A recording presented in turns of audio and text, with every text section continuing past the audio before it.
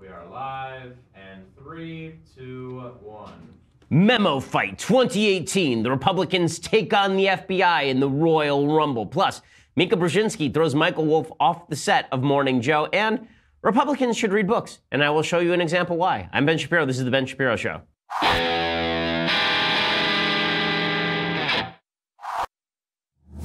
We'll bring you the latest on Memo Gate 2018 Memo fight. It's the most exciting rumble in the history of American politics. Everybody's going to just show up from the side of the stage and just club each other with reams of paper. It'll be so exciting. Devin Nunes versus Adam Schiff, face off. Nancy Pelosi versus Paul Ryan, pounding to the mat. It's going to be incredible. We'll discuss all of those things first. I'm going to put you to sleep with a Bull and Branch ad, because the fact is, if you need to relax, folks, then you need to sleep well. I am not somebody who tends to sleep well, particularly when I'm on the road, but when I'm at home, I do sleep well, and that's because of Bull and Branch sheets. They are the best sheets in the business. Bull and Branch sheets will cost you like $1,000 in the store, this kind of quality of sheet. Bull and Branch sheets, though, are only a couple of $100. We tried them. We love them so much that we replaced pretty much all the sheets in our house with Bull and Branch sheets because they are top quality. They're made from pure 100% organic cotton. They start out soft and they get even softer over time. Right now, my listeners get $50 off their first set of sheets at bullandbranch.com. Promo code Ben. Use that promo code Ben. BOLL and branch.com. Promo code Ben. Again, the sheets are just terrific. There's a reason 3 U.S. presidents have slept on Bull and Branch sheets, and shipping is free. You can even try them for 30 nights. If you don't like them, send them back for a refund, but no one wants to send them back for a refund because they are that good. You don't think about sheet quality until you've actually slept in really good sheets, and then once you do, you never want to go back. So bullandbranch.com, promo code Ben. You get $50 off your first set of sheets. Bullandbranch.com. Use that promo code Ben. Okay, so again, Memo Gate. I'm just excited to say Memo fight and Memo Gate, and it's all so exciting. In truth, none of it is all that exciting. I'm going to try and break down what's happening here, because if it seems like all is chaos and confusion, if it feels like the Ouroboros of confusion and chaos has taken over your life, I've been hanging out with Jordan Peterson too much, then you need to, we're going to try and break down and separate out all of the various strands of what's going on in the FBI scandal and who's to blame and who is lying. Okay, so first, let's begin with this. The FBI is basically asking you to trust them. And the Republicans are asking you to trust them. And the Democrats are asking you to trust the FBI. And President Trump is asking you to trust the Republicans. And you don't know who to trust, because the truth is we don't have all the information. What we do know is a couple of things. There are a few different strains here. Strain number one, the FBI, in all likelihood, acted corruptly in allowing Hillary Clinton to get away with storing classified information on a private unsecured email server. Okay, that was FBI malfeasance. And it was probably planned by the Obama administration in coordination with the DOJ and the FBI. There's pretty solid evidence to that effect. I talked about it a few days ago on the show. If you go back about a week and listen to my show in which I discuss Andrew McCarthy's piece over at National Review laying out the case that there was essentially coordination between the Obama team in the White House and the FBI to let Hillary Clinton off the hook, specifically because Hillary was illegally storing classified information on her server and using a private email address, and Obama was emailing her at that email address, meaning he knew that she was using a private email address for classified material, which was not, in fact, legal.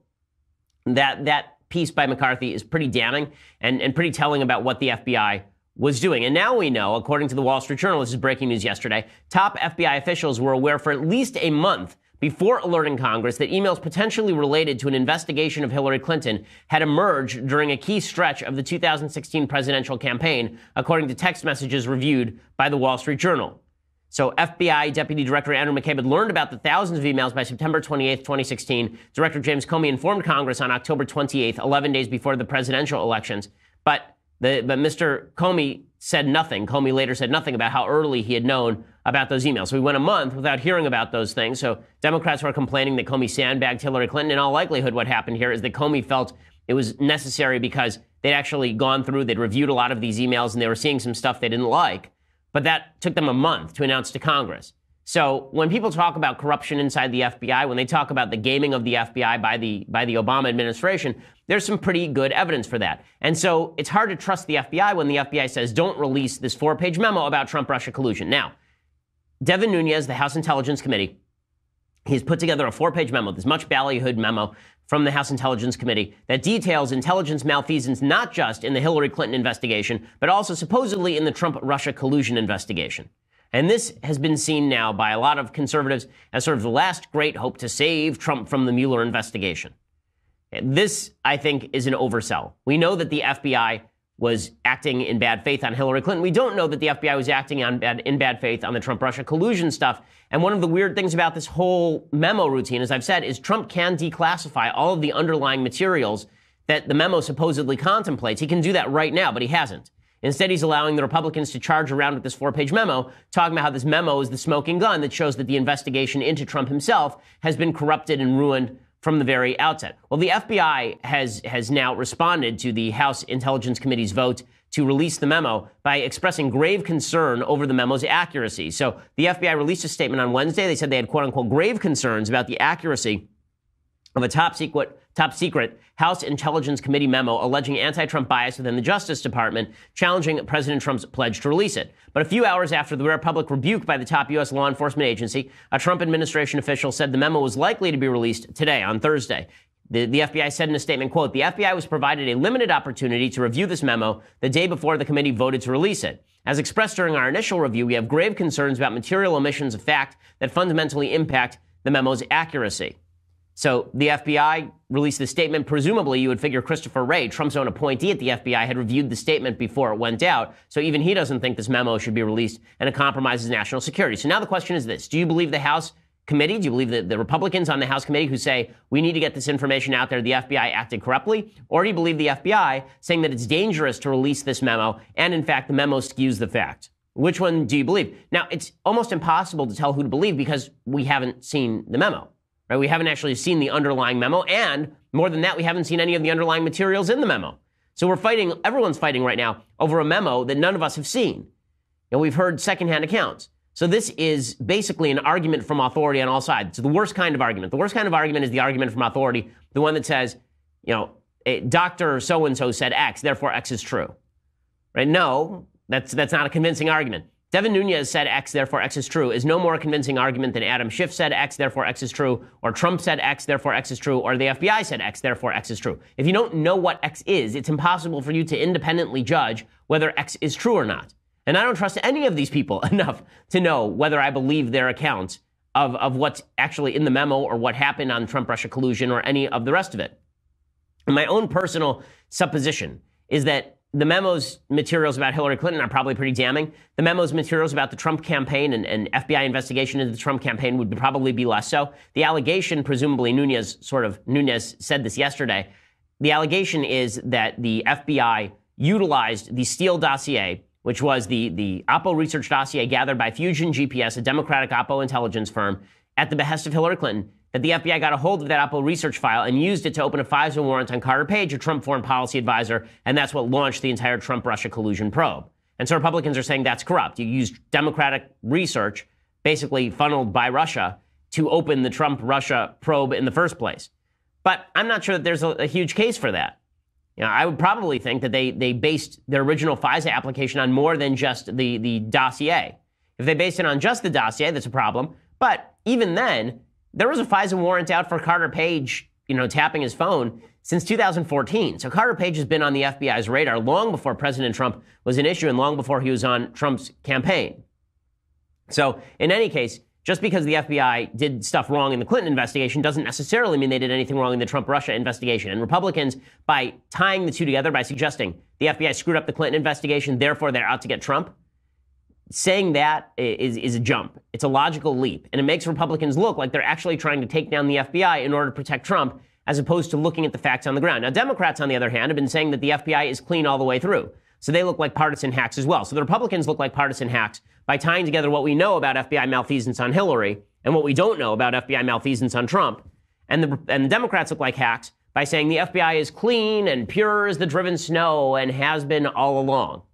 So again, this leaves us with the who do you trust scenario. Now, the Trump administration is now telling Major Garrett over at CBS News that the memo is not going to be approved today, that it will instead be sent back to House Intelligence Committee tomorrow with redactions from the White House based on internal consultations with the FBI and other agencies. So the FBI gave advice, and the Trump administration will take that advice and strike out some of the language. And then the White House will not release the memo, but send it back to the committee for it to release on its own timetable, meaning that they would vote again to release the memo, and then Trump wouldn't say anything, and then after 5 days it would come out, which means that we drag this into next week. I'll explain what that means politically, and I will also go through the battle that has ensued over the memo in just a second. But first, I want to say thank you to our sponsors over at Man Crates. Mancrates.com. This is the best place to find amazing gifts that your man will love. Right? Ladies, gentlemen, we're not going to discriminate based on sexual orientation. If you have a man that you love in your life, or you maybe have a father or brother, if you have somebody in your life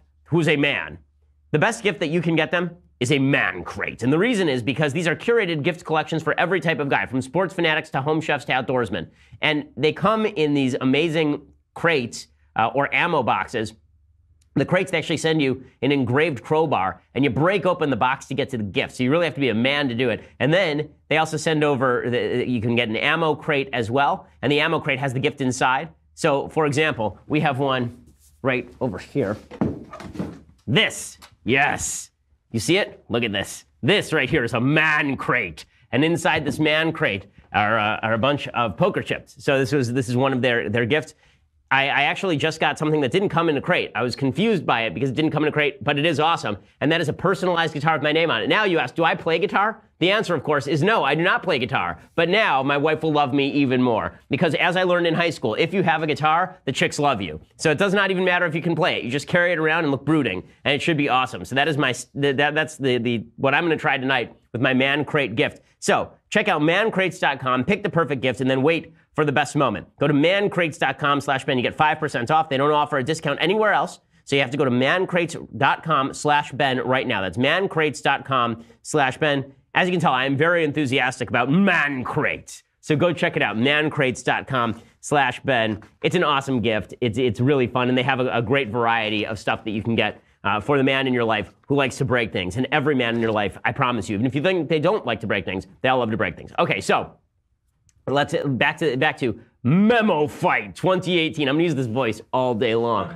Memo Fight 2018. So now we know, according to Major Garrett, that the White House will not, in fact, release the memo today. The memo will be released presumably next week, right? That next week we'll find out what exactly is in the memo. And as I say, I think that it's overblown on pretty much every side, but you can see the two sides battling it out. So Representative Mark Meadows, member of the Freedom Caucus, representative from, I believe, North Carolina, he comes out, he says, Devin Nunes, who is the head of the House Intelligence Committee, he has a duty to inform Congress about abuses, and that's why the memo was written. Chairman Nunes has an obligation to inform Congress when there has been FISA abuses. And so all he's doing is following on his constitutional duty to let us know about that. Okay, so that is the Republican attempt to justify the memo. And then the Democrats say, don't release the memo. Now, when the Democrats say don't release the memo, it makes Republicans, who have become somewhat conspiratorial on this, think, well, there must be something in it they don't want seen. Right? Why wouldn't they want to release the memo? Like, we're not going to take Democrats in good faith when Democrats say we want to protect the intelligence community. There is a certain irony to the Democrats yelling and screaming about protecting the FBI when they spent years under Bush ripping the CIA and the rest of the intelligence community up and down all the time, all over. Right? Suddenly the FBI are their best friends. But this is the attack the Democrats are going to take. Joe Manchin, Democrat from West Virginia, senator, he says, don't release the memo. Would you say that the president is wrong to release that memo? I would definitely say, Mr. President, please don't do that. That is wrong. It is absolutely wrong. First of all, he won't even reveal his sources. Devin Nunes, okay? This is a man that was sanctioned by his own committee members that he couldn't be on the Russian probe. This is a person basically that kind of shoots from the hip. And I said, Nunes has neutered the credibility of this Intelligence Committee on the House. The Senate Intelligence Committee is the only thing that we have left that can put confidence into the system and also into the investigation. What he is doing is just... And Nunes, to recall, Nunes back in April went and visited the White House, and there he saw documents that he said suggested that members of the Obama administration had unmasked members of the Trump administration in FISA warrant situations. So unmasking is a process whereby when officials first get reads on wiretaps that are between foreign agents, foreign people who are wiretapping and American citizens, the names of the American citizens are hidden to protect their privacy. The members of the administration can ask for those names to be unmasked. Susan Rice presumably did that with Mike Flynn, the former national security advisor, when he was talking with members of the Russian government or members of the Turkish government. And Devin Nunes said that this was a misuse of her authority. And then he was sort of forced to recuse himself. He didn't technically recuse himself, but he sort of recused himself from the Russia investigation. But he maintained that he was going to continue looking into FBI malfeasance with regard to, for example, obstruction of justice, as well as the Hillary investigation. So all this gets rather complicated. But suffice it to say that Nunes is a controversial character, and Democrats are seizing on that. Adam Schiff, Democrat from California, he's been leading the charge every day that Trump-Russia collusion is real. He goes on CNN routinely. It's like he has an office staked out there at CNN. He has his own green room, just labeled with his name, Adam Schiff. And he has been saying every day Trump-Russia collusion is real. Now he says that to release this memo would smear the FBI. Sadly, we can fully expect that the President of the United States will not put the national interest over his own personal interest. But it is a sad day indeed when that is also true of our own committee, because today this committee voted to put the President's personal interest, perhaps their own political interest, above the national interest, in denying themselves even the ability to hear from the Department and the FBI. And that is, I think, a deeply regrettable state of affairs. But it does show how, in my view, when you have a deeply flawed person in the Oval Office, that flaw can infect the whole of government, and today, tragically, it infected our committee. So Schiff is gifted at making it sound like partisan talking points are not, in fact, partisan talking points, but this is, in fact, a partisan talking point. We don't know whether the memo smears the FBI because we haven't seen the memo, and we don't know whether the FBI is defending itself by trying to keep the memo hidden. We just don't know. Democrats, of course, are suggesting that the only reason the Republicans want to release the memo is to kill the Mueller investigation. Now, Speaker of the House Paul Ryan has suggested that the memo is important because it reveals FBI abuses in the Hillary investigation, but this isn't necessarily an attempt to stop the Mueller investigation. And I think that's an important distinction. If Republicans were making that distinction day in and day out, they'd have a lot more credibility on this issue. They are not making that distinction. They are making it sound as though if the FBI did the wrong thing on Hillary Clinton, that means we have to stop the Mueller investigation. That makes it look like they're wielding their evidence of failure by the FBI in the Hillary investigation in order to protect Trump from his own collusion or from his own potential criminality. That's exactly what Representative Jackie Speier, Democrat, said about the Republican attempts to release this memo. But you're saying this morning that there is dangerous classified information and that it should not be released. Absolutely. And why are the Republicans going to release it? Because the president wants to pursue this idea that somehow the dossier was related, that the dossier is representative of why this whole investigation began. And Okay, so this is the Democratic take on all this. Now, the Democrats have been trying really hard to stop the memo from coming out. And so last night, Adam Schiff came out and he said that the memo should not be released because the version of the memo that was approved by the House Intelligence Committee was not the version of the memo that was sent to the White House. He said that Devin Nunes actually changed the memo itself and then sent it to the White House. So he released a letter and he tweeted out, breaking, discovered late tonight that Chairman Nunes made material changes to the memo he sent to the White House, changes not approved by the committee. White House therefore reviewing a document the committee has not approved for release. So Trump is attempting to prevent the stalemate here by just sending the memo back to the House Intelligence Committee, essentially. Nunes responded by slapping at Schiff and suggesting that instead, quote, and this is what Nunes says, his spokesperson, quote, in its increasingly strange attempt to thwart publication of the memo, the committee minority is now complaining about minor edits to the memo, including grammatical fixes and 2 edits requested by the FBI and by the minority themselves. And then they continued by suggesting, and so Schiff had said that Nunes made substantive changes, but Nunes' spokesperson says, quote, the vote to release the memo was absolutely procedurally sound and in accordance with House and committee rules. To suggest otherwise is a bizarre distraction from the abuses detailed in the memo. So all of this, I understand, is really confusing. It's really confusing. But here's the bottom line. Republicans either want this memo out because they want to discredit the FBI with regard to the FBI investigation into Hillary Clinton, or they want this memo out because they think it's going to end the Mueller investigation. If the latter, we must see evidence. If the latter, we must see evidence. Otherwise, it's just a cover-up attempt. Okay, meanwhile, if the memo comes out and it does show evidence of these things, and Democrats were trying to cover up the memo, then that is, too, a partisan hack attempt to protect the FBI so that the FBI can continue its investigation into Trump. And if it turns out there's evidence of FBI malfeasance on Trump-Russia collusion, and the FBI was using national security as an excuse to shut down public knowledge of that fact, then that would demonstrate a certain level of corruption inside the FBI as well. So bottom line is this. Either somebody's lying or everybody's lying. There's no situation in which nobody is lying. Either the Republicans are lying when they say that the FBI has been compromised and they are just trying to cover for Trump, or the Democrats are lying when they say the FBI is crystal clear, and therefore And therefore, any attempt to shut down any investigation is an attempt to protect Trump.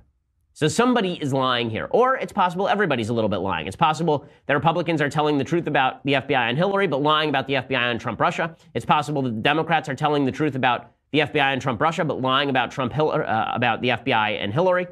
It's possible that Trump doesn't know what's going on. It's possible Trump knows fully what's going on and thinks that this is going to be an excuse for him to fire the Deputy Attorney General Rod Rosenstein or to get rid of people inside the FBI who are involved in the Mueller investigation.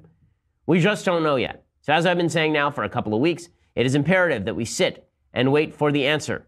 Okay, this is not something where we can just jump to particular conclusions, especially not having seen the underlying documents and not having seen the underlying classified material. It does make me suspicious, by the way, that the White House is sending the memo back with FBI changes and not just releasing it. That's suspicious simply because I think that what it looks like is the White House doesn't want to have its fingerprints on this thing. But the White House is going to have its fingerprints on this thing no matter what. The media, I think, are rightly going to assume that the Trump administration was coordinating with the Republican House Intelligence Committee in coming up with this memo. I'd be shocked if there was no coordination. Again, if you just reverse the situation, pretend that these were Democrats doing this, I'd be just as suspicious. So I'm trying to be a little bit objective here. If the Democrats, if Hillary Clinton were under investigation by the FBI for collusion with a foreign country or for obstruction of justice, and then the Democrats came up with a 4-page memo suggesting that the intelligence community was responsible for, the deep state was out to get Hillary Clinton, I would think the same thing Democrats are thinking today. This smells. So that means the burden on Republicans to come out with some actual evidence here is pretty high, particularly when you have all the Republicans rushing to the microphones to explain that this memo is going to change everything, that it's going to change everything. Well, in just a second, I'm going to explain a couple more scandals that are brewing. Yes, believe it or not, more scandals brewing because it just never stops. It just doesn't stop. But first, I want to say thank you to our sponsors over at Dollar Shave Club. So you have heard me talk about the glories of the Dollar Shave Club razor, which, as I say, I use on my neck. I can't use it above the jawline for Jewish ritual purposes. However, other people in the office also use Dollar Shave Club. The shave is just phenomenal from Dollar Shave Club.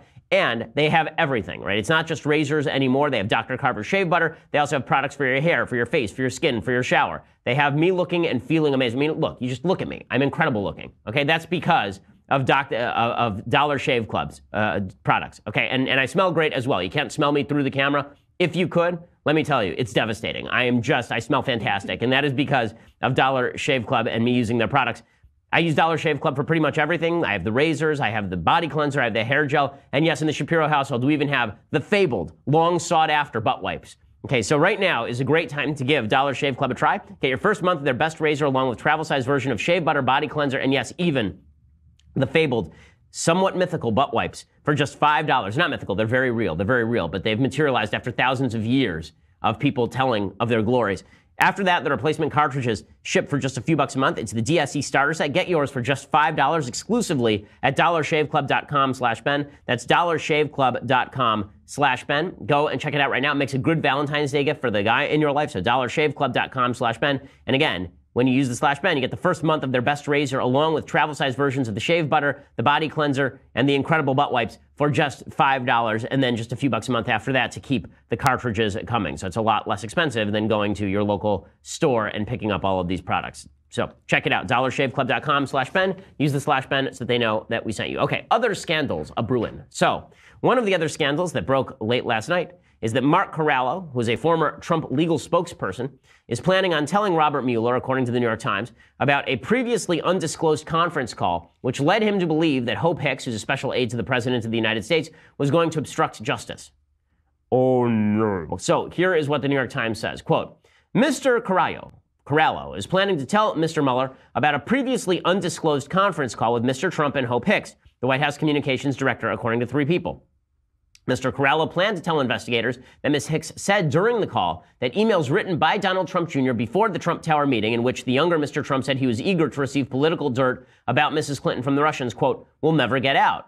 That left Mr. Corallo with concerns that Ms. Hicks could be contemplating obstructing justice, the people said. In a statement on Wednesday, a lawyer for Ms. Hicks strongly denied Mr. Corallo's allegations.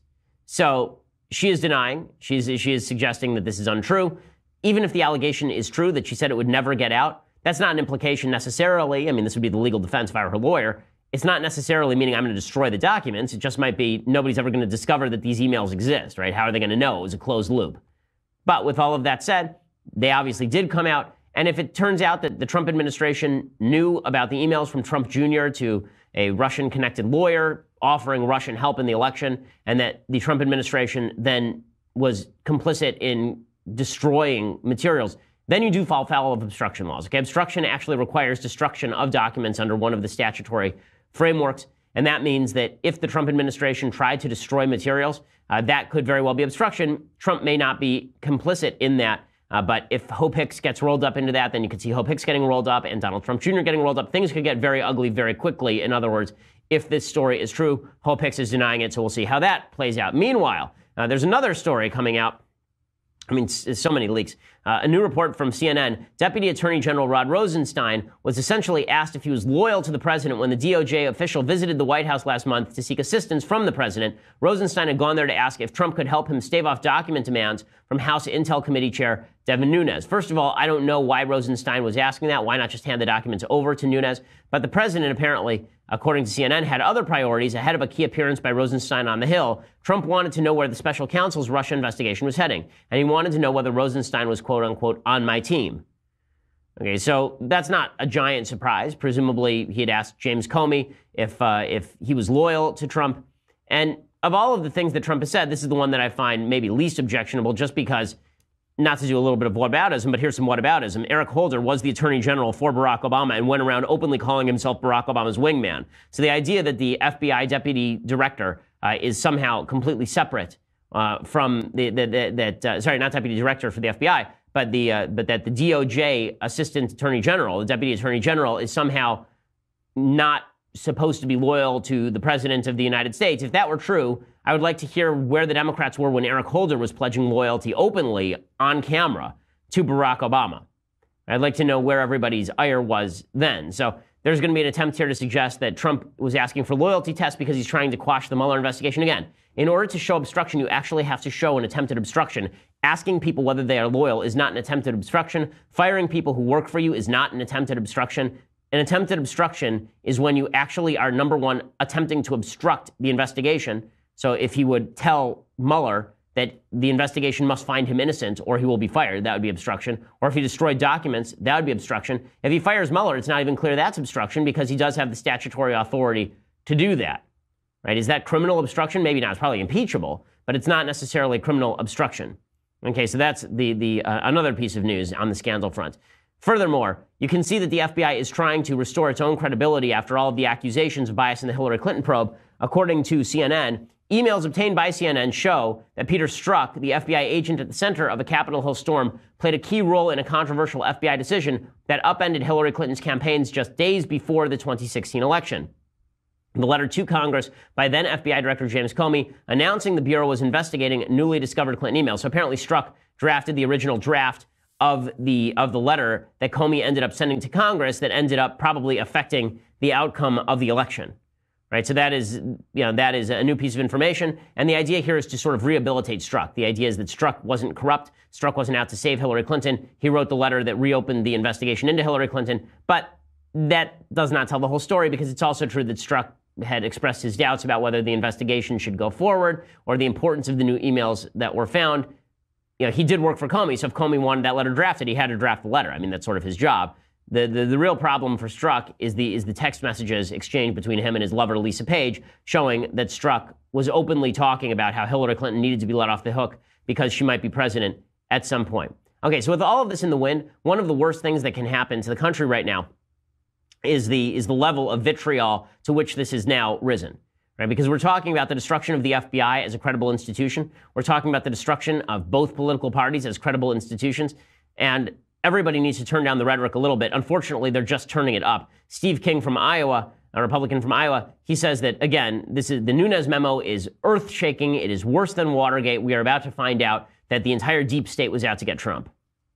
We're going to have a Congress that does oversight. We can't accept the FBI or the DOJ or any other branch of government from closing the gate in front of us and saying, sorry, you can't look at this because it's classified. And then what I saw and what I believe happened could go on in perpetuity, and we become a banana republic.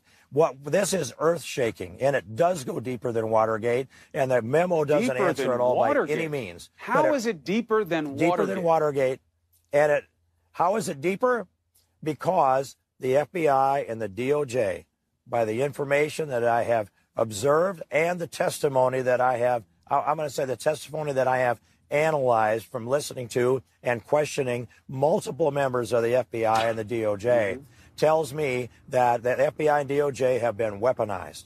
Okay, so that's a pretty strong allegation by Steve King, of course. And then on the other side, you have Phil Mudd, the national security analyst for CNN, and he loses it about the Nunes memo. So again, the rhetoric here is so hot and it's so high, and the reality is nobody's seen the memo. Nobody knows what they're talking about. Steve King may have read the memo, but Steve King is also a partisan Republican. So that means you haven't seen it. I haven't seen it. So we have no basis for judgment. All we have are these people who we either trust or we don't trust. Here's Phil Mudd presenting the opposite point of view and going nuts over the Nunes memo. Give me a break. I'm going to break the camera here in a moment, Aaron. Have you ever worked in Washington, D.C.? I've worked at the highest levels of the FBI, the CIA. I worked on the National Security Council in the White House. In the midst of the highest profile investigation of political corruption we've seen since the 1970s, in the midst of a precedent of cooperation between the Congress, including Devin Nunes and the White House, do you think it was a secret that congressional officials were preparing a memo of this import and nobody knew at the White House? You got to be kidding me. I'm going to tell you the moon's made of green cheese. I'm not saying there was cooperation. I'm not saying there was collusion.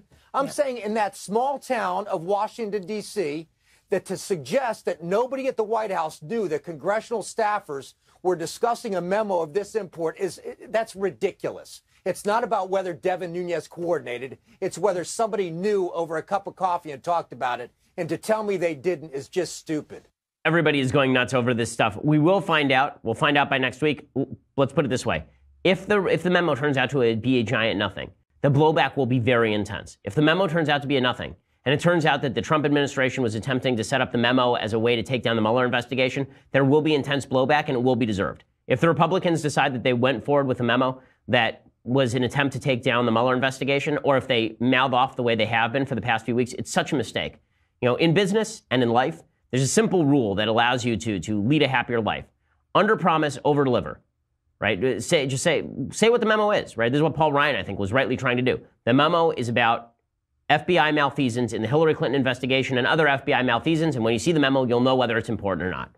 And let it speak for itself. But instead, everybody pitches what they're doing. And that means that if they pitch more than they can deliver, there's going to be a lot of disappointment. And disappointment in politics is absolute poison. Okay, well, in just a second, we will get to some things I like and some things that I hate, and also an amazing segment on MSNBC. But for all of that, you're going to have to go over to dailywire.com and subscribe. So for $9.99 a month, you can get your subscription to Daily Wire. That means you get my show live. You get Andrew Klavan's fabulous show live. You get Michael Knowles' mediocre show live. You get all of those live. You get to be part of my mailbag tomorrow. So you get to ask all of your questions, and you get to see all of our exclusive videos and all of our subscriber offers. And if you get the annual subscription, you also get this, the very greatest in all beverage vessels, leftist tears hot or cold tumbler, unparalleled. No one can even compete with it. It is just that grand. So, you know, if you are considering other tumblers, do not. This is the one that you want. So check that out. If you just want to listen later, go over to SoundCloud, iTunes, Stitcher, any of the podcast apps will have our podcast because, of course, we are the largest, fastest growing conservative podcast in the nation.